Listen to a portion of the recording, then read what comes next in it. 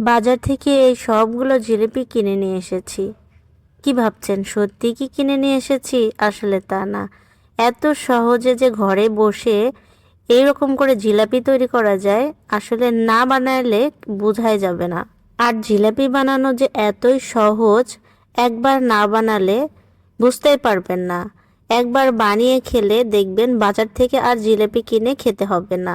একদম মুচমুচে ক্রিস্পি হবে আপনার বানানো এই জিলিপিটি, যদি জিলিপি বানানোর পরিমাণটা একদম ঠিকঠাক মতো তৈরি করতে পারেন। তো প্রথমে আমি জিলাপির শিরা তৈরি করার জন্য 1.5 কাপ চিনি নিয়ে নিচ্ছি। শিরাটা এমনভাবে তৈরি করে নিতে হবে যেন জিলাপিটা দিতেই শিরাতে ডুবে যায়। তাই শিরাটা ঘন তৈরি করার জন্য চিনির পরিমাণ অনুযায়ী পানিটা অর্ধেক নিতে হবে। শিরাতে একটু স্মেল আনার জন্য 2টা এলাচ দিয়ে দিচ্ছি, আর শিরার মধ্যে দিয়ে দিচ্ছি একটু অরেঞ্জ কালার। এই অরেঞ্জ কালার দিলে জিলাপি তৈরিতে জিলাপির কালারটা সুন্দর দেখায়। আপনারা চাইলে কিন্তু এই অরেঞ্জ কালার নাও দিতে পারেন, এমনিতেও কিন্তু জিলাপি তৈরি করে নিতে পারেন। এখন আমি এইরকম একটি পানির বোতল নিচ্ছি জিলাপির প্যাচ তৈরি করার জন্য।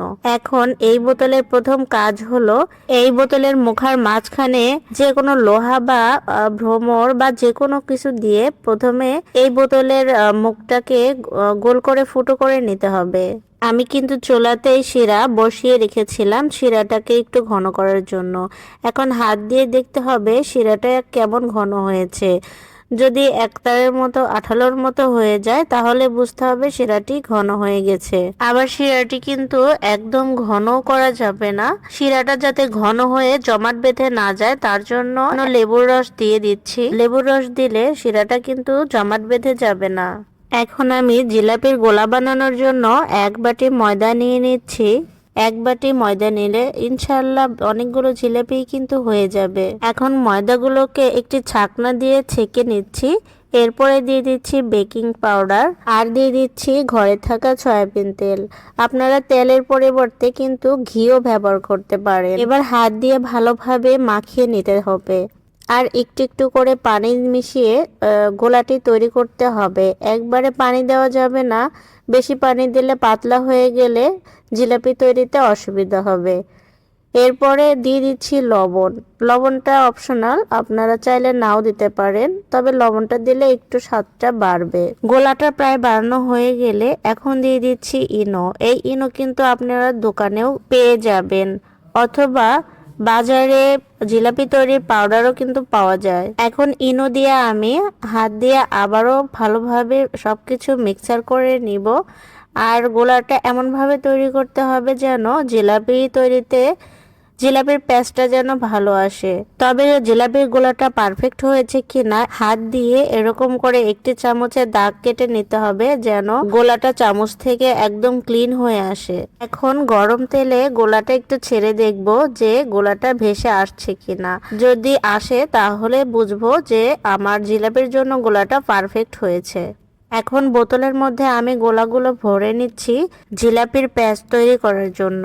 এখন গরম তেলে জিলাপির প্যাচ তৈরি করার জন্য গোলাটা দিয়ে দিলাম। প্রথমে তেলটা কিন্তু অনেক গরম করে নিতে হবে, তারপরে লো করে নিতে হবে জিলাপি তৈরি করার সময়। জিলাপি তেলে ভাজা হয়ে গেলে সাথে সাথেই ওই গরম তেল থেকে জিলাপি উঠিয়ে গরম গরম শিরার ভিতরে ভিজিয়ে আবার সাথে সাথেই কিন্তু তুলে নিতে হবে। নইলে শিরার ভিতরে যদি জিলাপিটি অনেকক্ষণ ধরে চুবিয়ে রাখেন তাহলে শিরাতে জিলাপিটি ভিজে জিলাপিটি নরম হয়ে যাবে। আমি এভাবে সবগুলো জিলাপি তৈরি করে নিচ্ছি এবং সাথে সাথে শিরাতে ডুবিয়ে আবার খুব দ্রুত সাথে সাথে তুলে নিচ্ছে। কাজটা কিন্তু একটু দ্রুতই করে নিতে হবে, একটু দেরি হলে কিন্তু জিলাপির মুচমুচে ভাবটা কিন্তু কেটে যাবে।